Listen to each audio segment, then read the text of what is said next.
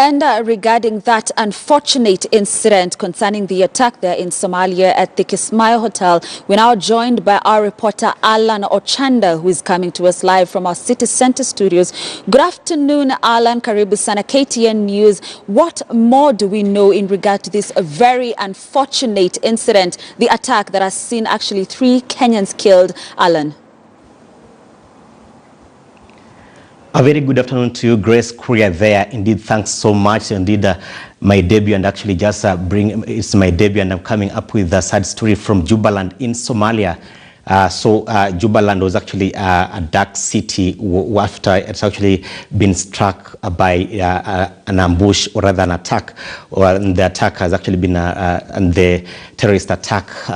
The terrorist group Al-Shabaab has actually taken responsibility, and have actually, the way you've rightly put is that the death toll, according to the Jubaland, the autonomous city Jubaland president Ahmed Madobe, is that the persons who have actually been killed in the attack are 26, and the breakdown is actually that Kenya has lost 3 people in the attack, Canada has lost 1 national, Britain has lost 1 national, Tanzania has lost 3 nationals, while America has lost 2 nationals, and so the rest is actually locals of Somalia origin. And so Al-Shabaab taking responsibility, but social media users, Twitter users in Somalia have actually just taking the whole battle to the doorstep of the president of the Jubaland state in Somalia, Ahmed Madobe, claiming that he's actually just employing dubious, or rather unorthodox tactics to ensure that no poll takes place. Remember that in the attack, one of the presidential candidates in the forthcoming elections in the autonomous state has actually also perished.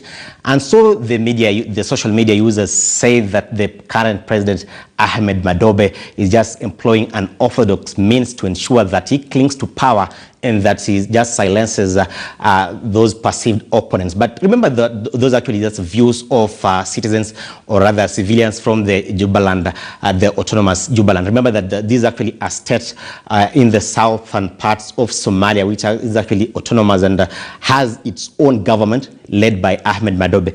And so we are still following up with the story, gathering all the details so that in our subsequent bulletins we could just ensure that we pitch together all the details to ensure that we bring our viewers to speed. But remember that the president said that the president reported that a gunman stormed the Medina Hotel that is actually in the port city of Kismayo. And so after the gunman attacked the hotel, then some attackers now took the opportunity and stormed the hotel, leading to the death of the 26 persons. Remember that the Republic of Somalia, or rather their nationals, are actually the most hit, where it has actually lost a huge chunk of their nationals. But we are still just gathering information and details to ensure that in our subsequent bulletins, we bring our viewers to speed with the happenings in that Jubaland in Somalia. Grace.